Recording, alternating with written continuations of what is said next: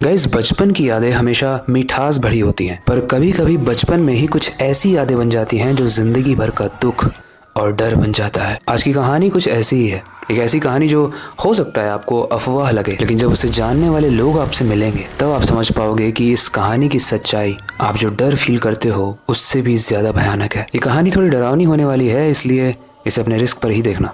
Specially अगर रात में देख रहे हो तो इग्नोर करना और दिन में देखना, क्योंकि ये कहानी एक खिलौने की है, एक कर्स्ड, एक श्रापित खिलौने की। एक ऐसा खिलौना जो मौत का साथी है। आज की कहानी के कैरेक्टर डेमी के साथ भी कुछ ऐसा ही हुआ। लेकिन ये खिलौना है क्या, इसे श्राप कैसे लगा और ऐसी कौन सी कहानी है जो इतनी डरावनी है, वही जानेंगे आज की स्टोरी में। लेकिन उससे पहले हेलो गाइज, मेरा नाम है अविनाश कुमार और आप देख रहे हैं हॉरर स्टोरीज।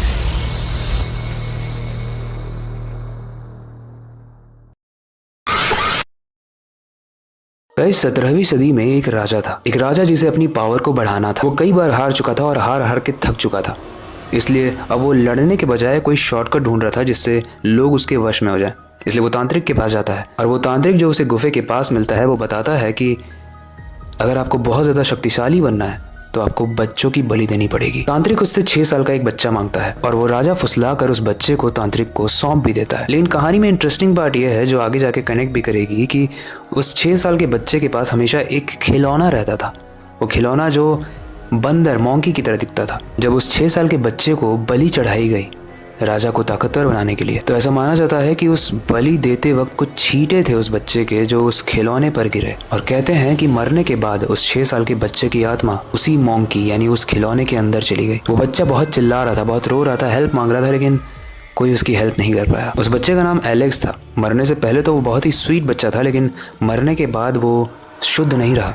उसके अंदर गुस्सा और बदले की भावना आ गई और इसी की वजह से उसकी रूह श्रापित बन गई और वो मॉन्की टॉय भी श्रापित बन गया। उसके बाद से जिसने भी उस टॉय को छुआ, उसे देखा या फिर उसकी कहानी को नज़रअंदाज किया, उसकी मौत हो गई। जब लोगों को उस खिलौने के डरावने सच के बारे में पता चला तो उस खिलौने को एक म्यूजियम में बंद कर दिया गया, ताकि वो टूरिस्ट स्पॉट भी रहे, लेकिन स्पेशली किसी के पास ना हो पर्सनली। लेकिन कुछ समय के बाद उस खिलौने का ऑक्शन किया गया और लंदन के लोगों ने उसे खरीद लिया। और यहाँ से कहानी शुरू होती है डेमी की।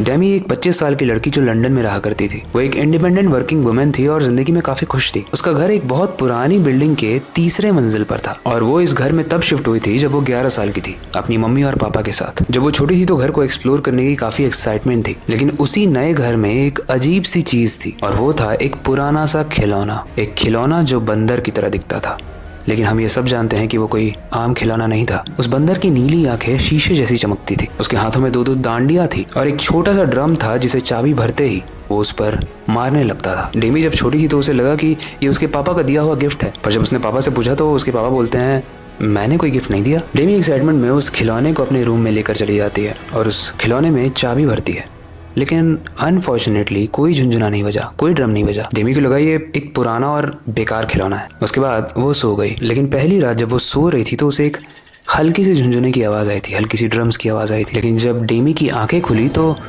उसे कोई आवाज़ ही नहीं आ रही थी और ना ही उसे कोई दिख रहा था। उसे लगा ये उसका वहम है और वो वापस से सो गई। लेकिन गाइस, अगले दिन उसके पापा मर चुके थे। डेमी की माँ ने उसे रोते हुए बताया कि तुम्हारे पापा को हार्ट अटैक आया था। लेकिन एक 35 साल का एकदम फिट इंसान अचानक से हार्ट अटैक से मर जाता है, कोई समझ नहीं पाया। पर डेमी एक चीज़ नहीं भूल पाई। जब वो अपने कमरे में गई तो बंदर के मुंह पर एक स्माइल थी, जो स्माइल कंटिन्यूअसली और ज़्यादा बढ़ रही थी। समय बीता और डेमी धीरे धीरे बड़ी हो गई और उसके पापा के मरने के बाद उसने उस खिलौने को स्टोर रूम में रख दिया था। वो उसे भूल भी चुकी थी कि ऐसा कोई खिलौना था भी बचपन में उसके पास। डेमी अब एक मार्केटिंग फिल्म में काम करती थी और उसका प्रमोशन भी हो चुका था। एक दिन वो लोग डिसाइड करते हैं कि अपने सारे ही सामान को रीअरेंज करेंगे और स्टोर रूम को साफ करेंगे। डेमी अपने स्टोर रूम में जाती है और जब साफ सफाई कर रही होती है तो एक कार्टून का बॉक्स खोलती है और उस कार्टून के बॉक्स में जैसे ही वो हाथ डालती है उसे एक पुरानी सी फेमिलियर सी ठंडक महसूस होती है। जैसे ही वो हाथ बाहर निकलती है वो बंदर वापस से उसके हाथ में था। उसे एग्जैक्ट वही फीलिंग आती है जो उसे 14 साल पहले आई थी जब उस बंदर ने स्माइल किया था। और जैसे ही वो उस बंदर को उठाती है उस ड्रम्स की आवाज़, उस झुंझुने की आवाज़ बहुत तेज से गूंजने लगती है और जैसे ही वो बजता है हॉल में कुछ गिरने की आवाज़ आती है। डेमी भागते हुए हॉल में जाती है और वो देखती है कि उसकी माँ जमीन पर गिरी हुई थी। उसकी माँ की आंखें तो खुली थी लेकिन उन्हें होश नहीं था और उनका दिल बंद हो चुका था। उसकी माँ भी मर चुकी थी, वही मौत, वही मिस्ट्री से। डेमी समझ गई थी कि ये सब कुछ कोइंसिडेंस या बीमारी से नहीं हो रहा है, ये हो रहा है उस बंदर की वजह से।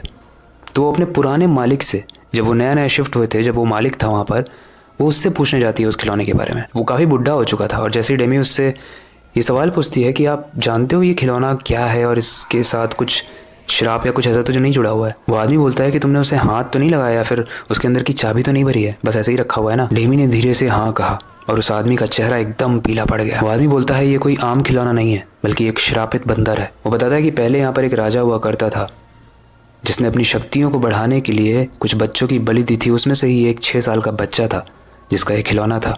इस पर खून गिरा उसकी बलि का। उसके बाद से वो बच्चा इसी में आ गया। उसके बाद से जब भी इसमें चाबी भरी जाती है वो तब तक लोगों को मारता है जब तक वो चाबी पूरी तरीके से रिलीज ना हो जाए। और अब ये क्योंकि चाबी रिलीज हो चुकी है, 2 लोग मर चुके हैं। वो आदमी डेमी से कहता है कि इसे कहीं दफना दो। डेमी इसे ले जाकर समुद्र में फेंक देती है, लेकिन गाइस ऐसा माना जाता है कि वो खिलौना ऊपर तैरने लगता है और वही खिलौना कुछ लोगों को समुद्र में बोटिंग करते वक्त मिलता है। अब आज एग्जैक्टली वो खिलौना किसके पास है वो तो नहीं पता, लेकिन वो खिलौना क्या कर रहा होगा ये हम सबको पता है। तो आपको अगर ऐसा खिलौना मिले, क्या आप उसे लेना चाहोगे? वेल, आज की कहानी यहीं तक थी। आई होप आपको ये कहानी अच्छी लगी होगी। इससे रिलेटेड कोई फीडबैक हो आप हमें कमेंट सेक्शन में बता सकते हो। बाकी वक्त आ चुका है इस वीडियो को एंड करने का और नई वीडियो पर काम शुरू करने का, लेकिन जाने से पहले मैं बस एक ही चीज़ कहना चाहूँगा, अपनी क्यूरियोसिटी को डाई मत होने देना। नई चीज़ें सीखते रहना, अपने बेड के नीचे और खिड़की के बाहर ज़रूर देख लेना। मिलते हैं अगली वीडियो में।